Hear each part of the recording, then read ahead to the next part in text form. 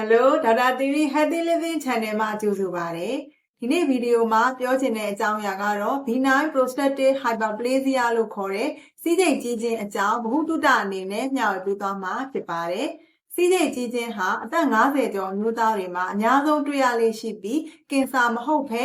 စီးကျိတ်ဂလန်ကြီးထွားလာတဲ့ရောဂါဖြစ်တယ်။စီးကျိတ်ကြီးလာရင်စီးအိမ်နဲ့စီးလန်းကြောင်းပိတ်မိတဲ့အတွက်ညဘက်စီးခဏခဏသွားမယ်စီးလန်းကြောင်းအားနည်းမယ်စီးသွားရခက်မယ်စီးကြံနေသလိုခံစားရမယ်စီးသွားပြီးနောက်အဆက်ကျခြင်းရုတ်တရက်ထိန်းချုပ်ရခက်ပြီးစီးသွားလိုစိတ်ပြင်းပြခြင်းစတဲ့လက္ခဏာတွေဖြစ်နိုင်ပါတယ်ဒီဗီဒီယိုမှာစီးကျိတ်ကြီးခြင်းကိုသက်သာစေမယ့်အစားအသောက်နေထိုင်မှုပုံစံတောက်ဆေးအုပ်စုနှစ်ခုအကြောင်းနဲ့ခင်မီကုထုံးနှစ်ခုအကြောင်းအဓိကထားပြီးပြောပြပေးသွားပါမယ်ပထမဆုံးအနေနဲ့အစားအသောက်နေထိုင်မှုပုံစံနဲ့ပတ်သက်ပြီးနံပါတ်1အနေနဲ့အမြင့်တက်များများပါတဲ့ဂျုံချမ်းပဲမျိုးမျိုးဘရိုကိုလီဟင်းနုနွယ်ရပန်းသီးလိမ္မော်သီးဘယ်ရီသီးစတာတွေစားပေးသင့်ပါတယ်အမြင့်တက်ဟာစီးအိမ်ဖိအားကိုရောကြစေပြီးမကြာခဏစီးသွားခြင်းကိုရောကြစေတယ်နံပါတ်2အနေနဲ့အရက်ကော်ဖီအချိုရည်စတာတွေဟာစီးအိမ်ကိုပုံမလှုပ်ဆော်ပေးပြီးစီးခဏခဏသွားခြင်းစိတ်ကိုဖြစ်စေတဲ့အတွက်တတ်နိုင်သမျှရှော့တောက်သင့်ပါတယ်နံပါတ်3အနေနဲ့ညဘက်စီးခဏခဏထမသွားရအောင်ညအိတ်ခန်းနီး2နာရီအလိုမှာရေနဲ့ဖြော်ရည်တောက်ခြင်းကိုရှောင်ကျဉ်သင့်ပါတယ်အထူးသဖြင့်အကြံပြုချင်တာကရေဓာတ်ပြည့်ဝစေရန်နှင်းခင်းဘက်မှာရေကိုလုံလောက်စွာတောက်ပေးပါ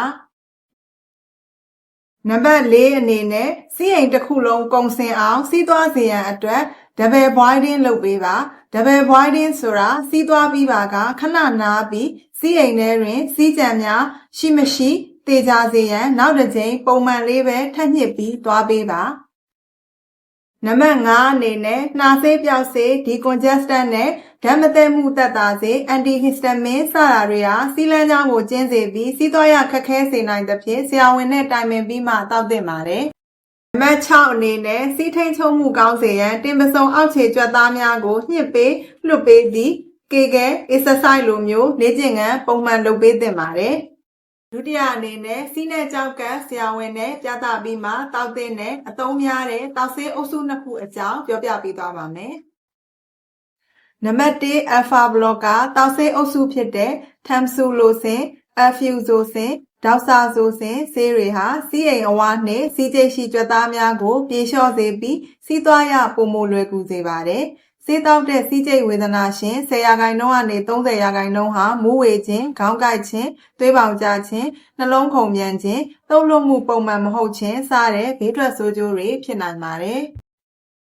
နံပါတ်2 5-alpha reductase inhibitor တောက်ဆေးအုပ်စုဖြစ်တဲ့ dutasteride, finasteride ဆေးတွေဟာစီးကျိတ်ကိုကြီးထွားစေတဲ့ဟော်မုန်းပြောင်းလဲမှုကိုတားဆီးပေးပြီးစီးကျိတ်အရွယ်အစားကိုသေးငယ်စေတယ်အာနိသင်အပြည့်အဝရရန်3လမှ6လအထိကြာတတ်တယ်။ဆေးတောက်တဲ့စီးကျိတ်ဝေဒနာရှင်1%ကနေ10%ဟာလိန်စိတ်ရောကြခြင်းတုပ်ရည်ပမာဏနည်းခြင်းရင်သားကြီးခြင်းသို့မဟုတ်တင်းခြင်းစတဲ့ဘေးထွက်ဆိုးကျိုးတွေဖြစ်နိုင်ပါတယ်။ဤဆေးကိုအမျိုးသမီးများကိုယ်ဝန်ဆောင်နှုတ်တိုက်မိခင်များအသက်18နှစ်အောက်လူငယ်များအသက်ရောဂါရှိသူများမတောက်ရန်တားမြစ်ထားတယ်။တတိယအနေနဲ့ဆေးတောက်ပြီးမသက်သာသူများသို့မဟုတ်ဆေးဘေးထွက်ဆိုးကျိုးမခံနိုင်သူများအတွက်ခွဲစိတ်စရာမလိုတဲ့ခင်မီကုထုံးနှစ်ခုအကြောင်းပြောပြပေးသွားပါမယ်။ဒီကုထုံးနှစ်ခုလုံးရဲ့အားသာချက်ဟာလိမ်ပိုင်းဆိုင်ရာလှုပ်ဆောင်ချက်တွေကိုထိခိုက်မှုမရှိပါ။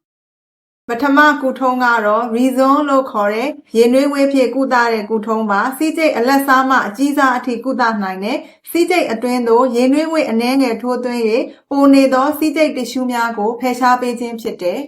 ။ဒုတိယကုထုံးကတော့ Urolith ပါ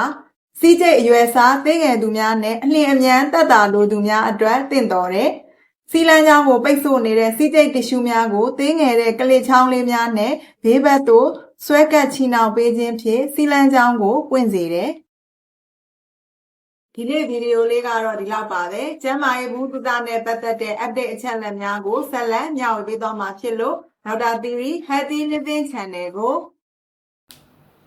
subscribe လုပ်ပြီးကြည့်ရှုနိုင်ပါတယ်ရှင်။ဗီဒီယိုကိုအဆုံးထိကြည့်ပေးတဲ့အတွက်ကျေးဇူးတင်ပါတယ်ရှင်။နောက်ဗီဒီယိုတွေမှာပြန်ဆုံတွေ့ကြရအောင်။